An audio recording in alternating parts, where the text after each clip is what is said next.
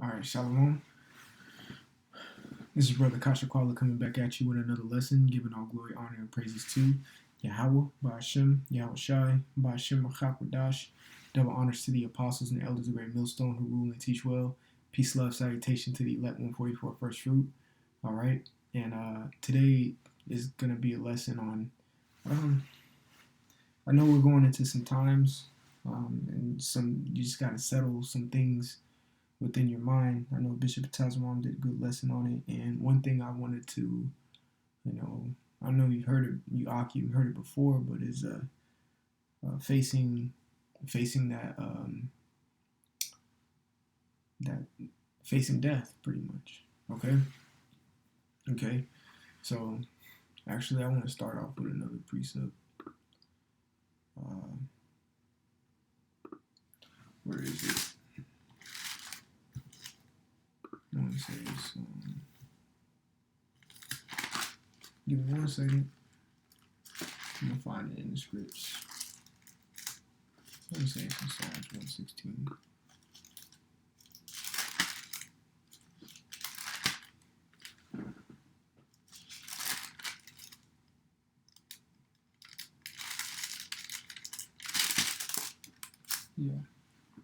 Yeah, it is. This is Psalms 116 to 15. Precious in the sight of the Lord is the death of his saints. All right, so it says, precious in the sight of the Lord is the death of his saints. Exactly. So let me go to Isaiah, the 53rd chapter, where it prophesies about Yahweh Shai. Okay.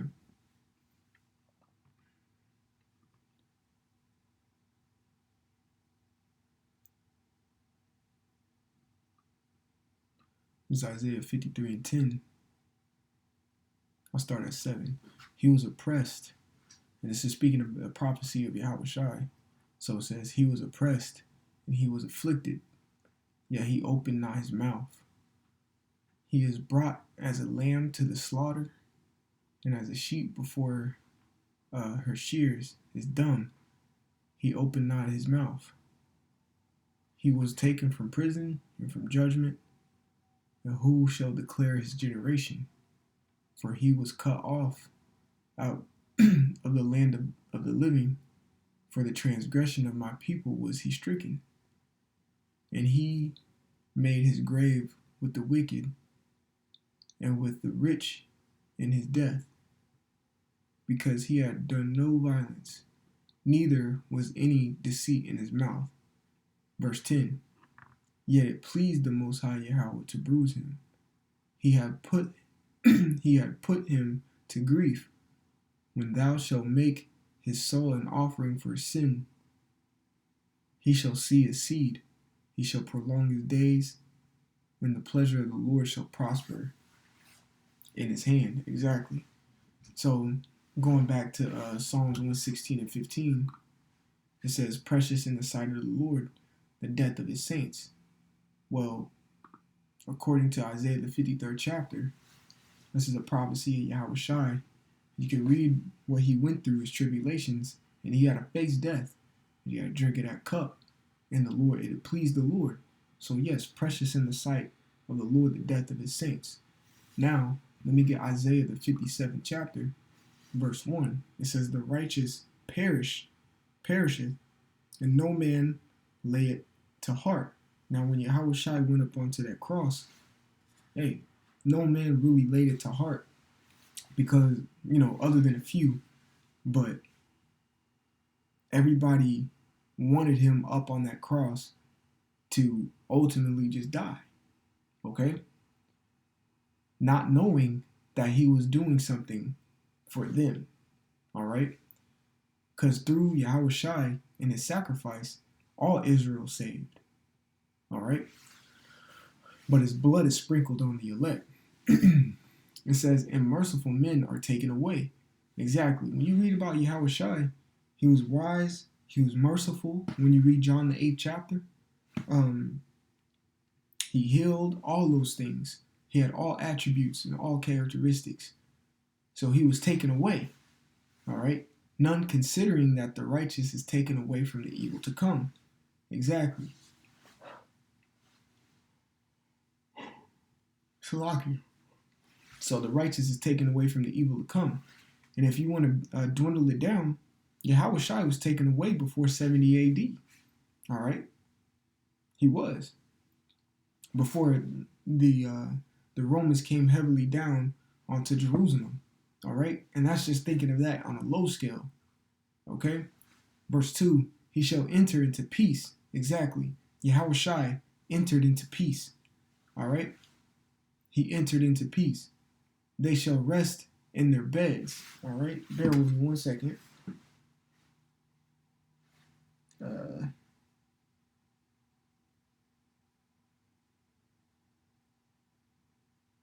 Give me 1 second.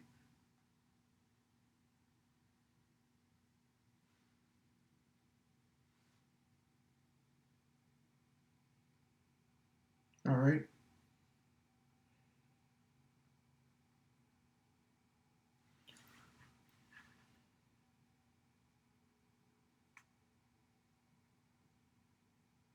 All right. Let me get a few precepts. Because he said, he shall enter into peace. And Yahweh Shai entered into peace.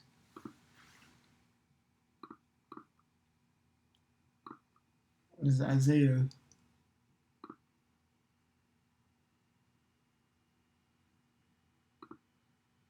Bear with me, the computer's going to go slow. Isaiah chapter 9 and 6. It says, for unto us a child is born, unto us a son is given, and the government shall be upon his shoulder, and his name shall be called Wonderful, Counselor, the Mighty Power, the Everlasting Father, the Prince of Peace. And that was Yahweh Shai. Okay? We get another precept. I know we use this usually when we speak about Esau, but it also has Yahweh Shai in it. Daniel 8 and 25, and through his policy also he shall cause craft to prosper in his hand. He shall magnify himself in his heart, and by peace shall destroy many. He shall also stand up against the prince of princes, the prince of princes, but he shall be broken without hand.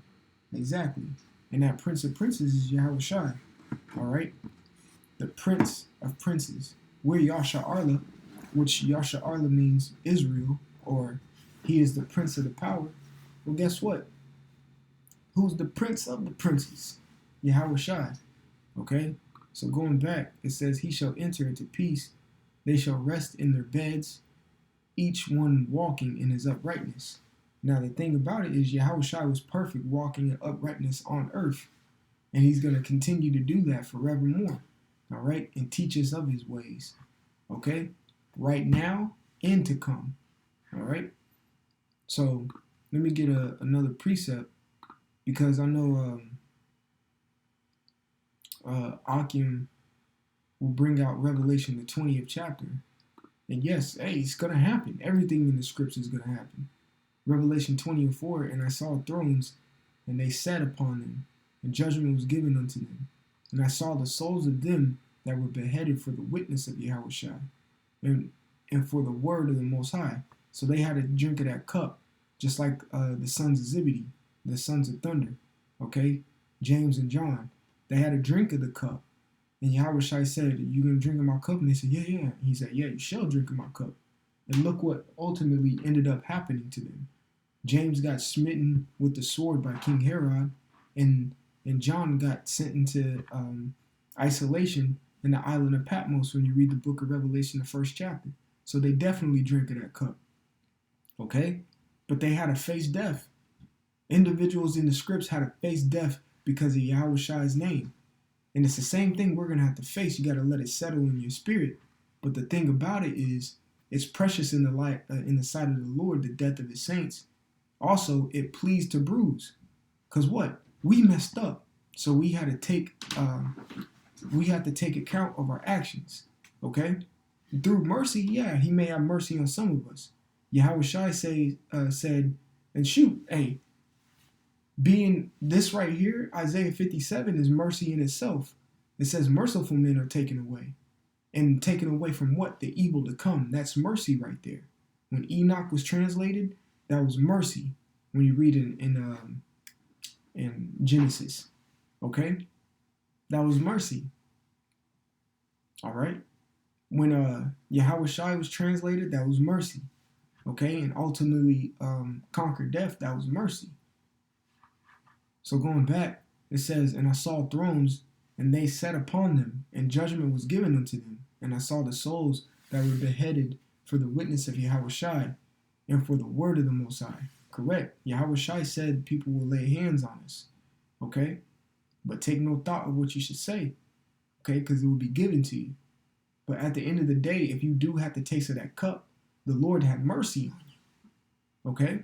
The Lord had mercy on you. Your lot was finished at that point. And be thankful for it. Okay? And be thankful. But you have to settle it in your mind. There's a lot of things you have to settle in your mind. You have to settle in your mind that you may be a part of the elect. You have to settle in your mind that you may not be part of the elect. Because at the end of the day, we don't know. Because the Lord has a set few that he predestined, and then he has a set few that he did not predestine to be that. They were predestined for destruction. Okay? And you have to fight each and every day to make your calling of election sure. Because at the end of the day, we don't know. Okay? But we fight. We keep pushing in this so we can make our calling of election sure. And you have to settle in your heart to get beamed up. You see? Because we never experienced an out-of-body experience, you could say. Even when you get translated into a chariot, this fleshly body can't go on a chariot. It'll dematerialize when it get beamed up. That's a form of death. Okay? Where your spirit leaves the body. Straight up. These vessels are going to get burned here in America. We're not taking this on a chariot. Settle it in your mind. So whatever way it comes, just settle it. If it has to come by being beheaded or anything of that nature, settle it in your mind. But just know you went through that. The Lord was showing mercy unto you. Because to everybody else, it looks like you went out bad. But the scriptures say that, of course, in Isaiah, he takes merciful men away from the evil to come. Let's go to Wisdom of Solomon 3. Okay.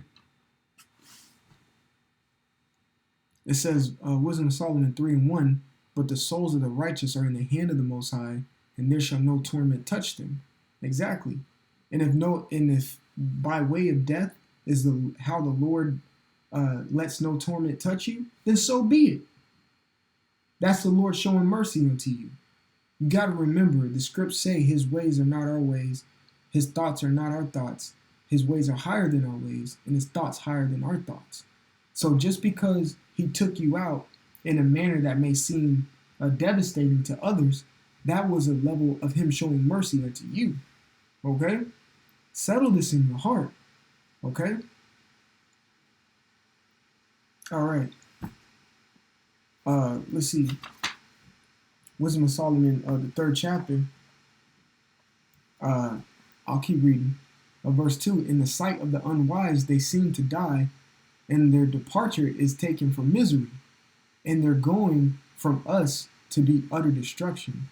But they are in peace, just like Yahweh Shai was. Okay? He was in peace. The Lord gave him peace. All right? The scripts say it right here. They shall enter into peace. All right? So settle in your mind.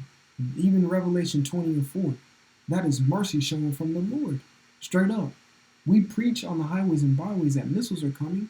The missiles are a form of mercy unto the 2/3. By however way it comes, the Lord is showing mercy at the end of the day. Okay? So continuing, it says, for though they be punished in the sight of men, yet is their hope full of immortality. All right? Simple and plain as that. Let me go to chapter 4 real quick. All right. Go to chapter 4 and verse 14. It says, "For his soul pleased the Lord. Therefore," Wisdom of Solomon 4 and 14. "For his soul pleased the Lord. Therefore hasted he to take him away from among the wicked." Now we read in Wisdom of Solomon 3 that the righteous, let me go back to it. Now what?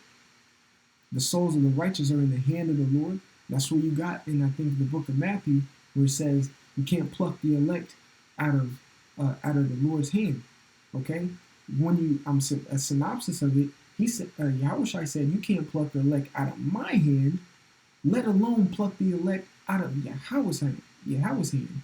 To get the elect out of Yahweh's hand, you got to go through me first, and that ain't happening according to what we read earlier in Daniel 8 and 25. Okay, let me get that one more time. Daniel chapter 8 and 25. It says, "Through his policy also he shall cause craft to prosper in his hand, and he shall magnify himself in his heart, and by peace he shall destroy many. He shall stand up against the prince of princes, but he shall be broken without hand." Exactly. He shall be broken without hand. Right? That goes back to 2nd Ezra, the 13th chapter, where he lifted nor hand nor sword. Okay? So going back, it says, "But the souls of the righteous are in the hand of the Lord, Yahweh, and there shall no torment touch them." Okay? So going back, it says, "For his soul pleased the Lord, therefore hasted he to take him away from among the wicked." And it has to come through death. Well, that's the Lord showing mercy to you, and that's a big up for you, because you get to come back quicker and beam up your buddies. All right. So verse 15 says, "This the people saw and understood it not, neither laid they up this in their minds, that his grace and mercy is with his saints, and that he hath respect unto his chosen." You see, and it's a respectful thing to be taken out of this world, even in the day of Jacob's trouble. And I'm gonna say this as a caveat: Lord forbid, I don't want any brother, to pass on, and I want them to stick in the course and finish the race. But if it comes, well, guess what? The Lord had mercy on him, okay, and he had respect unto him, and he chose him. All right, and at the end of the day, we'll see him again. Who says we can't? Who says we can't lift the prophets, the men of the Lord in that day can't lift him back up into life? The scripts say you should do greater works than I. And what did Yahushua do? He raised people from the dead, straight up. Shoot, Paul used a handkerchief. An individual was healed by Peter's shadow. We're going to do greater works than that in these days, because it's greater times. All right? Just because the Lord takes somebody out doesn't mean he hated him or did this or did that. It means he probably had mercy on the individual as well. Okay? Yes, of course, you got wicked people that get taken out and just need to be taken out of the world. But at the end of the day, they're in their uprightness, according to Isaiah the 57th chapter. All right? They're in their right mind now. Okay? Now I'm speaking about Israelites. All right? So, even so, I'm not going to go into it, but I will go to the chapter. I strongly advise the 2nd Maccabees, the 7th chapter, to be read. I think that's the chapter.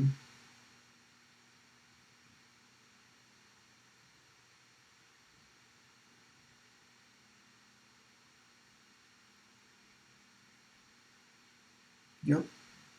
This is the chapter, 2nd Maccabees 7. It's very heavy.